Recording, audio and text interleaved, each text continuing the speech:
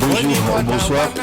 Toujours dans le souci d'informer et de s'informer, le H-Division continue toujours à contacter, à appeler et à poser des questions concernant la situation qui se passe au niveau de l'Afrique du Sud. La xénophobie, c'est un danger pour l'Afrique du Sud. Et aujourd'hui, nous avons l'intervention de Monsieur Camille Lebonzo, qui est beaucoup connu dans la communauté congolaise du Maryland, et c'est un ancien président. Il a fait vraiment beaucoup d'années à la tête de la communauté. Donc aujourd'hui, c'est son tour.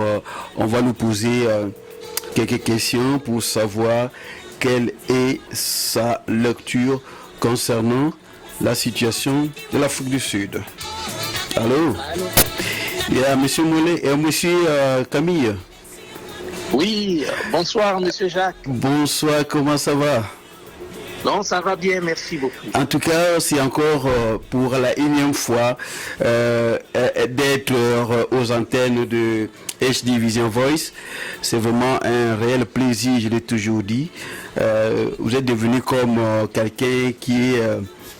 on peut appeler, comment on appelle ça en français, un intervenant particulier, quoi. Donc aujourd'hui, c'est la situation qui se passe en Afrique du Sud. Vous connaissez bien, vous êtes bien informé, et on voulait que vous placiez un mot là-dessus. Mais en attendant, j'aurais souhaité que vous vous présentez, que les gens sachent qui êtes-vous, qu'est-ce que vous faites comme activité au niveau de la communauté, au niveau de la diaspora. Vous avez la parole.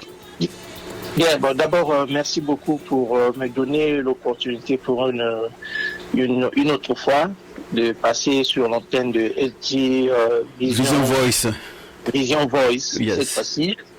Et bon, je suis connu comme monsieur Camille Crépin de Bonzo, l'ancien président de la communauté du Congo-Brazza, ici dans la région de Washington. Okay. Bon, mais je suis entrepreneur dans le domaine de la construction immobilière.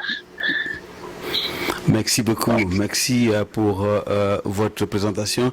Alors, nous connaissons bien que cette fois-ci, nous avons une situation qui est en train de déranger, qui est en train de détruire même la gaieté des Africains, la situation de l'Afrique du Sud, la xénophobie. Vous avez vu comment les Sud-Africains sont tentés de brûler leurs frères en plein air. Et jusqu'à aujourd'hui, la tuerie continue toujours. Alors, nous vous appelons pour demander aux Congolais, pas seulement aux Congolais, mais plutôt aux Africains de dire un mot, de placer un mot sur la situation. Alors, quelle est la lecture que vous pouvez faire sur la situation actuelle de l'Afrique du Sud? Bon, mais en tout cas, je vous remercie pour ce sujet d'aujourd'hui parce que c'est un problème qui tient tout le monde à cœur, surtout quand on est africain de peau noire en plus. Donc c'est un sujet très très sensible. Bon, d'abord pour commencer, puisqu'il s'agit de mort d'homme, je dois vous dire que j'observe vraiment comme une minute de silence pour saluer la mémoire de ces frères et sœurs africains, noirs comme moi, qu'on est en train de tuer dans des conditions très ignobles. Donc vraiment, ça me fait très très mal que de prendre la parole pour parler de cela. Mais puisqu'il faut dire un mot, oui. Le faire. Bon, cette situation, je crois que il faut faire très attention. Ça veut dire qu'il faut savoir pourquoi on arrive à cette situation, qui n'est pas pour la première fois d'ailleurs. Pourquoi ça a commencé et ça continue. Je crois qu'il faut replacer les choses dans leur contexte historique, je vais dire. La société sud-africaine, parlant de la population noire, des autochtones donc de ce pays, sont restés pendant, je crois, un siècle sous la domination à outrance de l'homme blanc que nous avons tous connu sous le nom de apartheid. Ça a été, on pourrait même dire à quelques différences près, si c'est pas l'équivalent de l'esclavage, mais quelque part c'était aussi un peu, vraiment beaucoup plus atroce.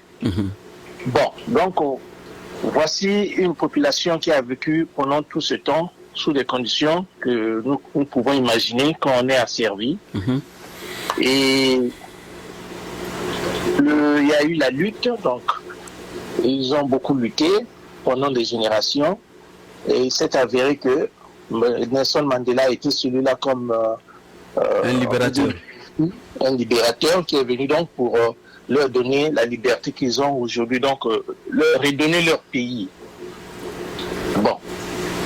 Donc là, nous avons des êtres humains qui sortent d'une situation chaotique où ils étaient pratiquement déshumanisés et qu'ils ont maintenant leur destin en main. Bon. Il faut dire que ce système de l'apartheid a eu des conséquences telles que les individus n'ont pas eu la liberté de vivre chez eux, des individus qui n'ont pas eu le droit pratiquement à l'éducation, des individus qui, disons, qui n'ont eu le temps que de résister à tout moment contre le système qui est là. Donc, ils étaient en train de lutter toute leur vie et ça a pris des générations. Aujourd'hui, ils ont le pouvoir, mais il faut dire que il y a eu trop... Je veux dire que les mentalités des gens ont été beaucoup endommagées. Voici une population, sinon si c'est pas par sa grande partie, qui n'a pas eu droit à l'éducation, qui n'a pas eu droit à des formations, qui n'a pas eu vraiment le droit à la vie. Donc je disais, aujourd'hui ils ont leur pays en main. Bon, donc nous sommes aujourd'hui en train de déplorer, on avait commencé à déplorer ce que les autochtones sont en train maintenant de faire contre, disons, les immigrés. Les immigrés de leur peau. Mais le problème c'est quoi? À mon avis, je crois que voici des immigrés qui ont passé, je crois, des moments de vie différents par rapport aux Sud-Africains. C'est-à-dire qu'ils ont eu droit à l'éducation, ils ont eu droit à des privilèges. Ils ont eu à vivre en famille, à faire des familles, mais pour des besoins économiques ou encore naturellement, les hommes ont toujours vécu aussi par des mouvements d'immigration. Donc, voici que c'est cette frange de Noirs africains qui se sont déplacés pour aller chercher la vie, comme on dit, en Afrique du Sud. Donc, c'est des gens qui arrivent avec un certain bagage, si ce n'est pas intellectuel, mais avec une certaine avance sur la façon d'affronter la vie, sur donc les autochtones noirs, disons, sud-africains. Et ça fait que ça crée un clash entre les deux communautés. Donc, cette communauté des Sud-Africains qui ne supportent pas en fait de voir que les mêmes Noirs qui sont venus, d'après eux aussi, chercher la vie chez eux, mais qui en réalité sont en avance. Ce qui fait que sur le point de vue du train de la vie, donc ces Africains venus d'ailleurs sont beaucoup plus évolués et ça a créé comme une espèce de complexe d'infériorité, quoi. Voilà, ce complexe d'infériorité. Banalement, on dirait la jalousie. Donc je crois que le nœud du problème est là. Mais quelque part aussi, ce n'est pas dans la politique de l'ANC qui fait qu'aujourd'hui qu'on se retrouve dans cette situation-là, parce que du moment que ils ont eu le pouvoir depuis la sortie de Mandela jusqu'à aujourd'hui, ce n'est que les Noirs qui dirigent ce pays-là. Et pourquoi ils n'arrivent pas à caser leur population Parce que si aujourd'hui la population se révolte contre les immigrés, c'est parce qu'il y a l'inégalité. Pourquoi jusqu'aujourd'hui, ça fait presque, quand j'ai calculé, ça fait presque 29 ans depuis que Mandela était sorti, jusqu'à aujourd'hui, qu'est-ce que le gouvernement sud-africain a donné comme gage à sa population? Bien, je voulais en venir, vous êtes là et allons-y. Le temps d'antenne est vraiment chronométré, donc essaie un peu d'être rapide et tu contactes parce que là, il nous reste encore 10 minutes, vous avez déjà consommé 10 minutes. D'accord. Okay. Bon, mais il faut dire que l'ANC a un problème que d'avoir reçu un héritage qui soit aussi lourd que cette population qui n'est pas éduquée, qui est très pauvre. Mais non, l'ANC, je crois, n'a pas les moyens, aussi matériels que financiers, et même dire les moyens humains, parce que tout de suite, on peut comprendre que l'ANC est en train de briller par ce que l'on peut dire par l'incompétence. Parce que un grand parti comme celui-là, qui arrive au pouvoir, mais ne sait pas comment aborder le problème de ces populations, qui c'est pas de leur faute qu'ils se retrouvent dans cette situation. Donc le gouvernement devrait prendre en fait une certaine charge sociale pour ce type de population.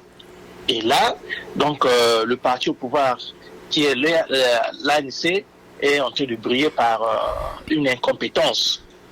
Est-ce que là où c'est plus dangereux, c'est que on constate que dans cet agissement de la population, elle est accompagnée aussi par les autorités, parce que vous voyez que quand on suit les vidéos, là, quand les victimes appellent à l'aide, apparemment ils ne sont pas assistés, et dans le discours même des hommes politiques, il y a comme une instigation encore à la haine. Il y a une instigation à la haine. Bon.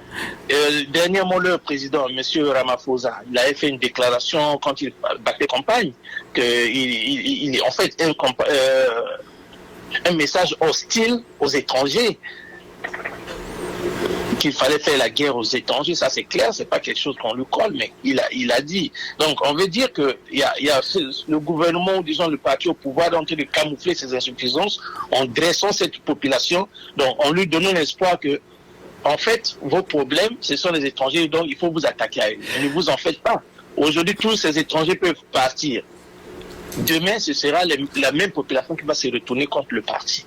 Parce que donc cela revient à dire, si je comprends bien votre intervention, cela revient à dire que c'est politiser cette affaire-là. Bon, quelque part, on peut dire ça parce que on ne peut pas comprendre que, parce qu'on est en train de suivre beaucoup les interviews des autorités sud-africaines, on ne remarque pas la condamnation comme telle. Et puis, non seulement la condamnation, mais il n'y a pas une action. Il n'y a pas une action, oui. Il n'y a pas une action. Ok, mais maintenant, revenons pour les Africains eux-mêmes. Et aujourd'hui, on est en train d'assister à la violence qui appelle encore la violence, parce que c'est comme si back to back, comme disent les Anglais. Est-ce que c'est une bonne manière ou c'est une bonne méthode de résoudre cette crise-là, qu'il fallait aussi de notre côté, les pays qui sont victimes en Afrique du Sud puissent rétorquer aussi la même manière qu'ils ont tenté de faire? Est-ce que c'est une bonne manière de faire? Je ne peux pas encore juger, mais je peux expliquer que, vous savez, les atrocités que nous sommes en train tous de vivre à travers les réseaux sociaux, tels qu'on nous transmet ce qui se passe là-bas, je crois que humainement, ça révolte. Ça révolte et ça développe plus l'émotion. Donc on agit sous l'émotion. Que ce soit les gouvernements ou les populations des autres pays qui ont leur ressortissants là-bas, vous voyez. Mais d'après vous, étant que M. Camille Bonzo, un Africain du Congo-Brazzaville, est-ce que c'est une bonne manière de rétorquer à la violence? Bon, c'est pas une bonne façon. En gros, c'est pas une bonne façon. Mais ce que je veux dire, c'est ceci. En réalité, les gouvernements africains devaient quand même, quand il y a quelques problèmes de ce genre, briller par ce que l'on peut dire un certain panafricanisme, donc prendre des décisions en tant que panafricain. C'est pas qu'on va rentrer pour gérer les pays des autres, mais au moins quand il y a des problèmes atroces comme ça, ne vous en faites pas, ça n'a pas commencé seulement avec l'Afrique du Sud. Nous avons eu la Libye, on a le Maroc, il y a des choses qui se passent en ce moment. Et les gouvernements africains, disons les chefs d'État africains ne disent aucun mot. En réalité, avant que les populations ne puissent réagir ou que quelques pays individuellement puissent réagir ou faire la même chose que ce qui se passe là-bas, bon, ça ne se passe pas comme ça. Peut-être que bon, il y a certaines violences, mais sinon c'est pas comme en Afrique du Sud. Mais au moins, les pays africains autour de l'Union africaine devait avoir une politique immédiate, une action immédiate pour tacler ce problème. Mais vous savez on remarque que il n'y a rien qui se fait, on ne comprend plus rien. Où sont les priorités en réalité de l'Union africaine et tous les pays africains, parce que quand même, on a beaucoup de problèmes qui se passent. Comme j'ai cité tout à l'heure, il y a le Maroc, il y a la Libye, voici l'Afrique du Sud qui avait commencé et qui continue.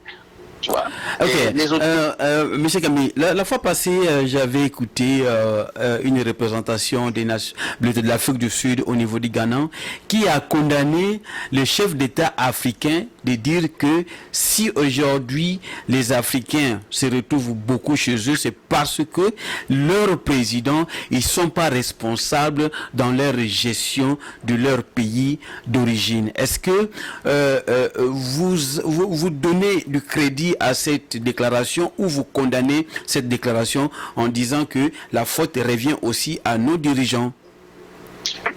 En fait, ça c'est une mauvaise déclaration parce que l'ANC est un des partis les plus corrompus qui soit en Afrique. Et moi, j'ai suivi même des Sud-Africains, certains regrettent même le temps de l'apartheid, que l'apartheid c'était même mieux. Les attentes de la population sud-africaine après l'apartheid, en réalité, c'est peut-être un groupuscule. C'est des gens qui sont attachés plus au parti, qui sont au cœur du parti, qui sont en train de bénéficier. Il y a trop de corruption là-bas.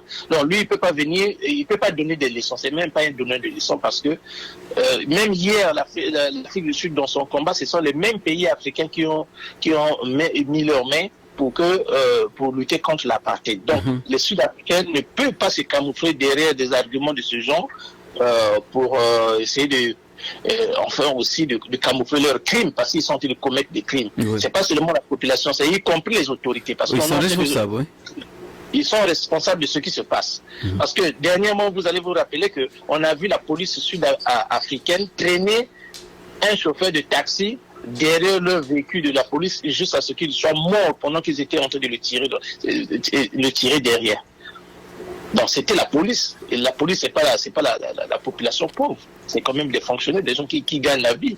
Donc on va pas dire que non, voilà, c'est seulement ceux-là où encore ce sont les Africains qui envoient. Non, les mouvements migratoires c'est le propre de l'homme. C'est vrai. Aussi, quelque part, il faut reconnaître que nos États, les autres États aussi ne font pas beaucoup d'efforts. Ça, c'est vrai.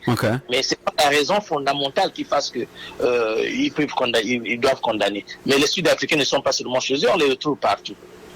Mais comme il y a eu ils ne sont pas restés chez eux, c'est pas tout le monde qui est resté en Afrique du Sud. Ils sont partis aussi dans les pays frontaliers ou ailleurs. Au Congo, Brazzaville, ils étaient là-bas. Moi, par exemple, qui vous parle, j'ai eu un professeur quand j'étais au lycée qui était sud-africain. Mais cependant, nous aussi, on avait des professeurs congolais, peut-être qu'ils n'avaient pas du travail à ce temps, mais ce sud-africain était enseignant là-bas. Donc, c'est pas une raison. Merci beaucoup, Monsieur Camille. Peut-être un dernier mot pour les Congolais de la diaspora. Bon, le dernier mot, je ne sais pas si c'est relatif à cette situation, mais... mais relatif justement à notre vie ici dans la diaspora. Bon, mais tout ce que je peux dire, c'est que faisons un effort d'intégration. C'est ça le mot-clé. Il faut que nous nous intégrions par rapport à la société dans laquelle nous nous retrouvons aujourd'hui. Nous avons fait le choix d'être là où nous sommes. Pour nous qui sommes ici aux États-Unis, essayons de vivre aussi par rapport aux lois et règlements des États-Unis. Parce que un des problèmes que nos compatriotes, ou disons les autres Africains noirs comme nous, peut-être ont des problèmes en Afrique du Sud, on entend ici quelques témoignages, c'est qu'il y a aussi un mauvais comportement à un certain moment. Là-bas, en Afrique du Sud, ils disent aussi que les autres sont venus avec la contrefaçon, avec l'escroquerie, avec d'autres comportements qu'eux, ils n'étaient pas habitués à vivre, des mauvais comportements. Que ce soit vrai ou pas, ce qui est vrai, essayons de faire aussi que quand nous arrivons quelque part, tel que ici aux États-Unis, essayons de faire ce que le pays veut. Donc, merci. Un petit mot pour H Division Voice. Bien sûr que oui, c'est-à-dire que moi j'encourage le travail qui se fait. Et comme je le disais avant, à la première émission, c'est que c'est une opportunité que vous êtes en train de nous donner parce qu'on n'a jamais eu un moyen de communication aussi efficace comme le vôtre. Et personnellement, je vous encourage à faire le travail et à continuer. Nous sommes là derrière pour vous soutenir aussi. Et je pense que les choses sont en train de marcher très bien. Il y a eu une évolution. Merci beaucoup, Monsieur Camille, d'avoir eu le temps sur notre antenne. Une fois de plus, merci. Je crois bien qu'on se verra à la prochaine occasion. Pour le moment, je vous prends congé. Bonne nuit et à plus. Merci beaucoup. Merci et donc à la prochaine. D'accord. Alors, mes frères et sœurs, l'interview où ça a pris fin et je crois bien que vous avez entendu l'ancien président de la communauté congolaise de Washington, DC, Maryland et Virginia. Il a évoqué plusieurs points sur la situation de l'Afrique du Sud et je pense que chacun de nous a pu comprendre ce qu'il a voulu dire. Merci d'être toujours branché avec H Division Voice. À la prochaine occasion. Merci.